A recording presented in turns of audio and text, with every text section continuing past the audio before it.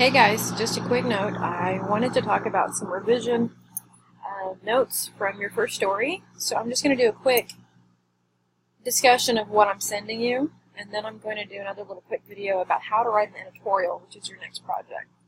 First of all, thank you so much for sending me your stories. I'm sorry it took me 4 days to get it back to you. I was trying really hard to use Canvas, but that's okay. Anyway, number one, make sure you're checking your grammar. So just do a quick proofreading to make sure that you're looking through it, that things are spelled right, just basic grammar. So I would just do a quick proofread before you turn anything in. Also, I apologize for the noise. I have electricians at my house and a cat trying to sit on me. Anyway, moving on. When you quote somebody, I need their major and classification. Tamlin, you did a really good job of letting me know if somebody was an OBU student or a graduate, and that was perfect, absolutely. So when you're interviewing somebody who is a current student, you just say something, do it as succinctly as possible. So psychology, senior, Bob Smith. So instead of saying Bob Smith, comma, psychology and major and senior, just do it as quickly as you can. Okay. And just double check the name spelling, because eventually we'd like to publish these, and if we get their name spelled wrong, it looks bad for all of us. Okay. Don't forget to be brief. You guys are getting better at that, but your leads are a little bit long. So go back and edit one last time before you submit to see, can I say this quicker, or do I need to say this at all? When you get done making a point and you want to transition to your next one, make sure the transitions and the quotes match. Okay, so an example from a past class was, I came to OBU to follow my heart, and a ministry major Jeff Cartwell said. I knew this is where I would learn my vocation. Okay, so great quote. Cartwell said he knew his degree would be expensive, so he and his family saved wherever they could. Now that transition right there leads you to believe that the quote then is going to be about something about his family saving money or how they afforded OBU. But his next quote is, my sister's a great inspiration to me. She's always believed in me. Huh? Nice quote. Doesn't fit the transition. So don't just jump from one quote to the other without offering some sort of transition on that fits, okay? If some of my marks are confusing, please reach out to me. I will happily explain some of those, okay? Avoid adjectives and adverbs if you can, because your opinion's not in the story, so you don't need to say something's urgently needed or beautifully written, or you don't need to put any descriptors at all in that, okay? You can't use your opinion actually at all. So because of a feature, you have a little bit more freedom, but you need to avoid saying things like, OBU has a great program, or this is a really wonderful opportunity, because that's your opinion. Unless you're quoting somebody who said that, and then you set it up with so-and-so said, this is a really great opportunity, and then you follow it with your quote. But you can't insert your opinion in this at all. You're just the conduit. You're not the story. Great sources again, Tamlin. I love that you quoted a professor and 2 students. Fantastic job. Jake, awesome. I love that you went out and got outside secondary sources, but don't forget to talk to a human being. So just make sure that one of your sources is a human, because that's really what pulls the story together. Okay? Another thing I noticed was a focus. So a lot of times the stories were like, I wasn't quite sure what the one focus was. So when you're writing your story, thinking about who to interview, you need to think about very specific, what's the one thing I want to do in the story? Do I want to show them that OBU students are diverse and have a lot of different talents? Do I want to show them that faculty members are supportive of athletes? Do I want to show them that athletes are getting a lot of opportunities at OBU? Do I want to say that advertisers are responsible to a certain extent for drinking, as Jake, you wrote in your story, which is a great topic, but then the topic kind of shifted a little bit. So I think you all have really great topics. We just have to narrow that down and make sure you're bringing home that one thing. So determine the story, interview the appropriate people. Don't interview someone and then hope that that's going to make your article. It won't. It's going to make for kind of a confusing story. So if you're talking about a fundraiser, talk to the coordinator, planner, advisor, something. Then talk to the students impacted by it. So make sure you're quoting people that have real ethos, that have real credibility. You need to set a context. So why are you telling the story? Why does your reader need to know? And just cover that one element for now. Now, there are multifaceted stories where they cover several different things, but I don't think we're there yet, so just pick one thing and let's write about it, okay? And just a little bit of advice, if I were you, I'd write about something solid. If you're writing about something that you don't know who to talk to or what to ask, then your topic may be too nebulous, it may be too broad. So if you're taking on too much and then not answering that questions in the story, then you want to make sure you have focused your story again. So I just read a story about student loans, but it was really general about student loans in general. So are we talking about the danger of loans? Are we talking about the increase of student loans? I need to know specifically what the context is of that. Also, too, I read an article about breathalyzer laws and Miranda laws at OBU, not OBU, in Oklahoma, and that I wasn't really sure of the focus of it. So you need to be able to a reader should be able to just skim your story and find out exactly what your focus is. Make sure you get appropriate sources. So if you're talking about housing, interview a housing director. If you're talking about music, talk to a music professor. A lot of students just interview their friends. But you guys really don't have the luxury of not interviewing your friends because you're on location. You're doing this remotely. It's okay to use a descriptive and narrative example. I'm sorry, I switched one. I skipped one, forgive me. But so you can be objective and still use a narrative. So I think, Tamlin, on your story I suggested for a lead, and actually this lead doesn't fit your story now that I read it, but there's nothing wrong with describing the person you're interviewing. So it's 4 a.m. and so just woke up for the first swimming workout. At 8 a.m. she'll go to her first class. This is the life of a student athlete. So it's kind of narrative, but it's also very objective. No opinion is inserted there. Which brings me to the point that I skipped. Make sure you're looking for that human element. So if you're writing a story about a championship, tell me one person's story, then go broad, then go back to the person. This is especially true for your next assignment because I want you to write about a larger issue. So go find somebody that's suffering from that issue or benefiting from that issue. Tell their story. Then go broad and tell me about the larger impact of that story and then go back to that person. It's called the diamond effect and it works really nicely in writing. Okay, so if you're writing a story about something that's kind of controversial or cutting edge, for example, the Bison ran a story about cutting last semester, people who cut for therapeutic reasons or to help them feel better. So my writer found a cutter. They didn't do stats. They went out and found somebody. I hope that's not offensive to say that. Also, I'm pausing because there's nothing wrong with using the occasional anonymous source. So let's say you're going to do a story about, Jake, you wrote about alcohol addiction and consumption. To find somebody who has struggled with that and tell their story. Now, it's very possible they don't want their name in the story. That's fine. There's nothing wrong with you saying we've changed their name to protect their identity or they're anonymous in the story. We give them some other moniker in the story.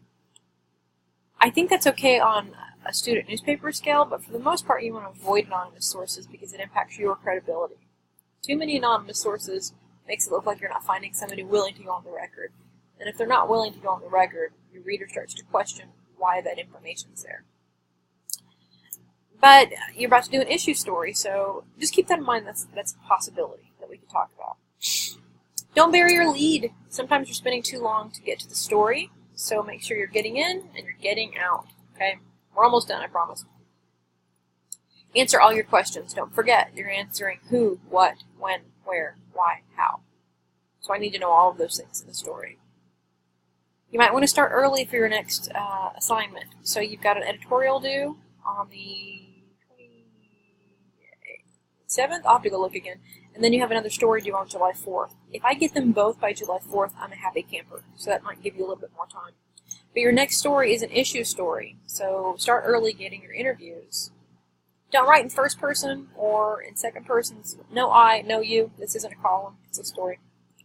We always say that somebody said, not says. When you say like Eastham says, that means I say it all the time. Said is just a one-time thing. When you set up your quotes, sorry I'm going kind of quickly because you have another video to go through.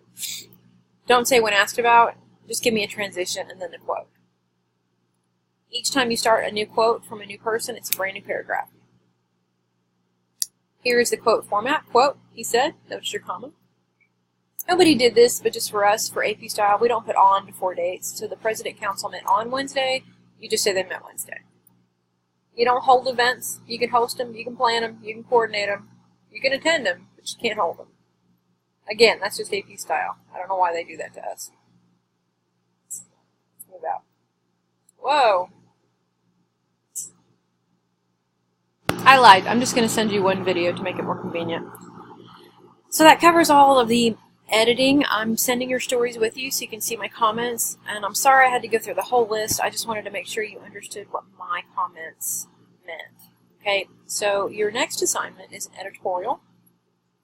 Those are actually a lot of fun to write. Now, they're still third person. You cannot use the word I or you, but you can use your opinion. So it is an objective presentation of your subjective opinion. So that means I'm just presenting my thoughts as fact, okay? So it's kind of, a lot of people say it's the official stance of the paper, and it's at least agreed upon. So if you see an editorial in the paper, that means the staff agrees with it. It's in third person. It has a call to action. It has information, but the information is not always interviews. So Jake, actually what you wrote last was more of an editorial. So you might even be able to tweak that to make that more editorial kind of like, if you'd like. So if you want to use a topic that you've already covered, that's fine with me. So you're presenting your opinion, but you're presenting it as fact. It's kind of like an argumentative essay that you wrote in English class, but much shorter, more succinct, and more punchy, okay? So what it's not a column, it's not first person. It's not a chance for you just to rant or indulge yourself because you still need information, you still have to back up your point. So if your editorial is about teacher salaries in Oklahoma or teacher raises, you can't just spew why you think they need a raise or don't deserve a raise. You have to go get information and back that up. And you still can't call anybody a name or be a jerk about it, A, because nobody's going to listen to you.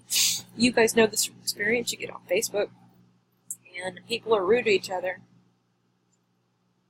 And it doesn't really get their point across. Also, if you start calling people names and saying things that are libelous, not true, that could get you sued. So just keep that in mind, that it's a level-headed approach to your opinion. You've got a few different choices for your editorial, and I'm going to send a couple of examples with this email.